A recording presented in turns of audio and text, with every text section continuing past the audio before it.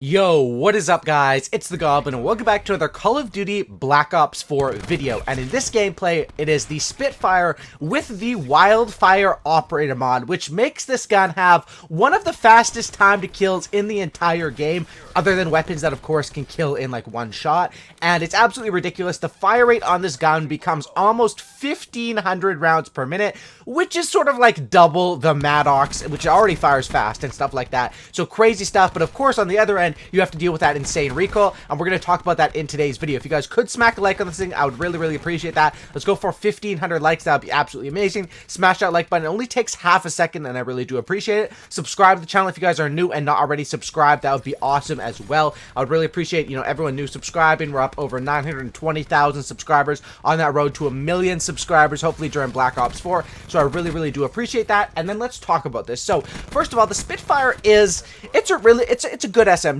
because of the fact that it can actually do what SMGs are supposed to do. It will win gunfights up close, just as the natural Spitfire. But of course, what I'm doing is I'm going through and talking about the operator mods on the weapons, and what operator mods are, for those of you guys that maybe aren't, because I don't know, I think some people don't know exactly how they work as of right now. Basically, you have to have your weapon max level, so you have to have the max level on the weapon, and it's sort of like an advanced attachment that's unlocked there once you have your weapon at the max level. And then you have to use a operator wild card, which costs 1 point out of your pick 10 system. And then to actually equip the operator mod costs another 2 points. So 3 points of your pick 10 created class in total. So there is a huge opportunity cost, because if this only took 1 or 2 points, obviously people would be using operator mods pretty much 24/7 in this game, and that would be like the complete meta. But because of how it works now, they are decently balanced, I would say, in the fact that you do have to find, like people said, I like the Cordite operator mod, but I saw some people in the comments saying you could just run extended mags, which the thing with extended mags is, yeah, you'd have that extended mags, but you still have to click that reload button. And what I was trying to preach about the Cordite is you never even have to worry about reloading, only worry about overheating, which shouldn't rarely ever happen. So that's what I was talking about with this. And this Spitfire, a Wildfire operator mod, this is what it does. It's official description. It's an extremely increased fire rate.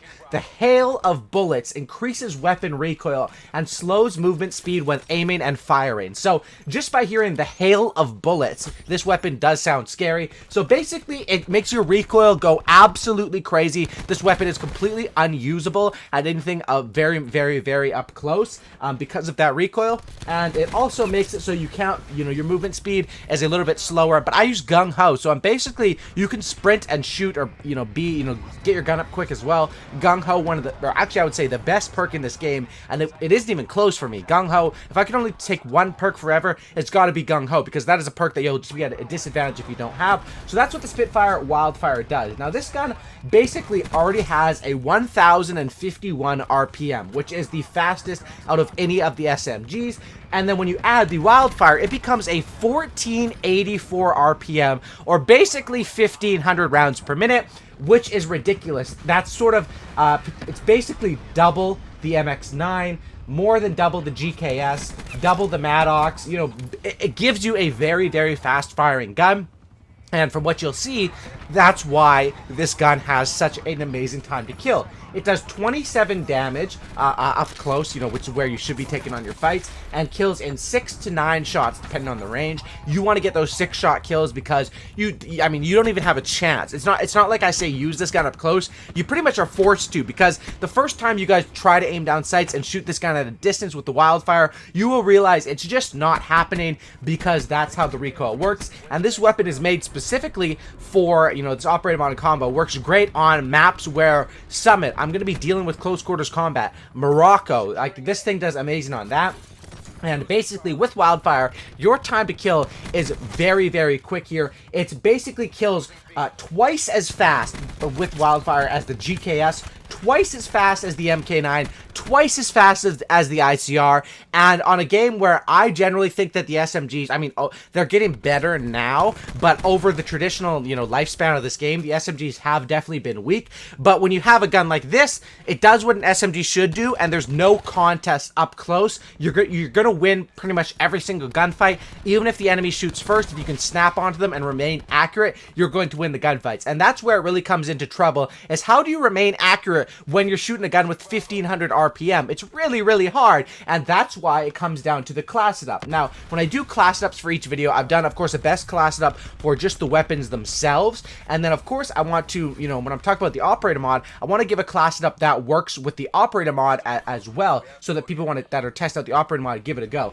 So what I run with is, of course, the Wildfire operator mod, and then I run on this thing, I run basically the laser sight as well as the fast mags. Now, one of the things about this game is that each weapon has different attachments, right? And the Spitfire, weirdly enough, doesn't have grip available for it, which is kind of weird because when I first found this weapon, I assumed this weapon reminds me a lot of the Vesper from Black Ops 3, right?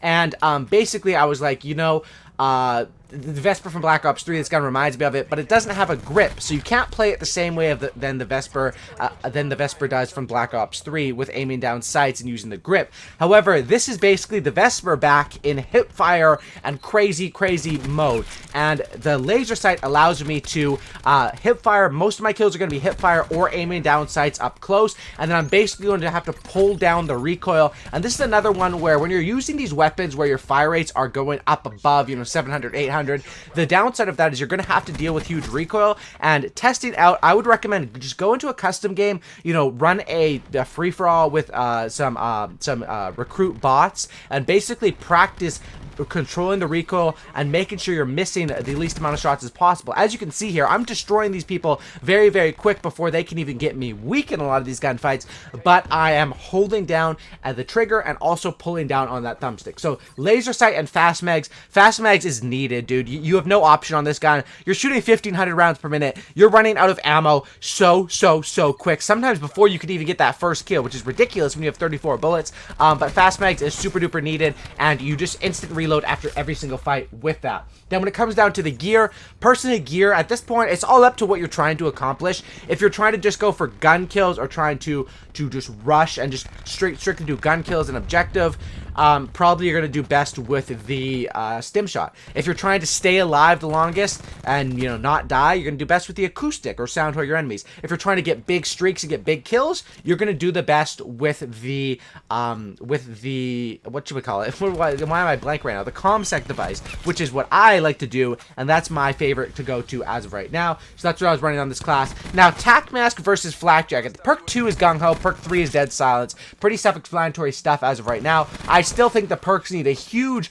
rebalance in this game. Like, I really do think they need that. And I might make a full video talking about it because it's something that I think could be easily ignored by them. But I think that if they want to make this game the best possible way, the perks really do need a redo, or like a revamp, or, you know, whatever it's called.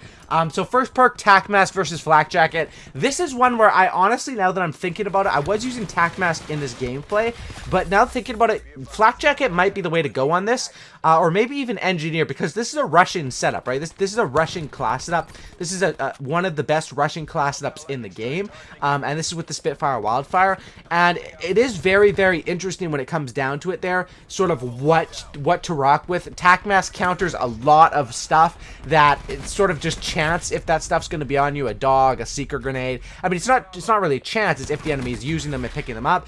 And also, when it comes down to Flak Jacket, that will help you with hopping on objectives, grenades, and different stuff like that. So those two, I'm still on the fence. I think Tac Mask counters more, but it really just depends on what your enemy picks, and you can't really decide that, you know, until you're in the game. And that's why if you really want to go try hard, make 2 separate classes with each of them. If you're getting destroyed by stuff that Tac Mask counters, switch to that. If you're getting destroyed by stuff that Flak Jacket counters, explosives, switch to that.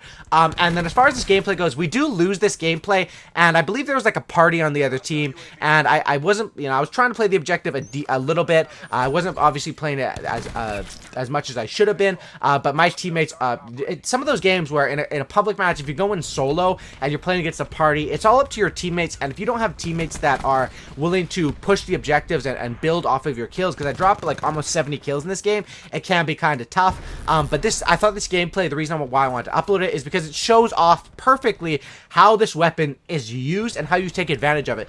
Don't pick this weapon on jungle, or don't pick it on a big map. You pick it on something like slums, summit, Morocco, even firing range, if you know how to play those those corners and play over by B, C dom, play tin and stuff like that, you have to have a certain play style that is pretty risky, be out there trying to fight people off, and that's what you can do with this weapon. Very, very nice weapon, and one that honestly I think that, I've said about other weapons, if you can control the recoil and practice this until you can control that recoil and basically make it so you're not missing shots, a 6-shot kill with a 1500 fire rate is one of, I think it is the fastest time to kill in this game. I think it's this and then the SOG 9mm akimbo. I think those two have like really, I think those two both have like around the fastest time to kill out of any of like the normal weapons in this game. Hopefully you guys did enjoy this video. Drop a like if you guys could, subscribe if you guys are new. I'll see you in the next one, and I'm out. Peace.